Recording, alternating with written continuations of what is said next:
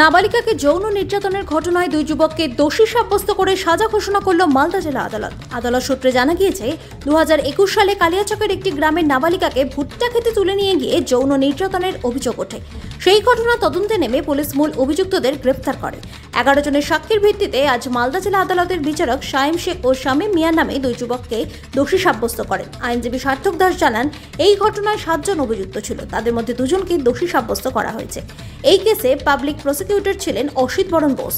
বিচারক শাহিম শেখ ও শামীম মিয়াকে দোষী সাব্যস্ত করে 20 বছরের কারাদণ্ড ও 50,000 টাকা করে জরিমানার নির্দেশ দিয়েছেন। মালদা থেকে হরেন চৌধুরীর রিপোর্ট, বাংলার কথা। এই মেয়েটি যখন শৌচালয়ে গেছিল রাত্রেবেলা, তখন তাকে রাত্রি 8টার সময় তাকে ভুট্টার কেটে নিয়ে গিয়ে তার মুখে গামছা বেঁধে ধর্ষণ করা হয়েছে। কি সাজা ঘোষণা হবে? 20 বছর সাজা দেওয়া হবে এবং তার সঙ্গে 50,000 টাকা ফাইন, অনাদায়ে আরও 6 মাস জেল। আর ভিকটিমকে কোনো কম্পেনসেশন? ভিকটিমকে 2 লাখ টাকা কম্পেনসেশন দেওয়া হয়েছে। আপনার নাম? সার্থক দাস।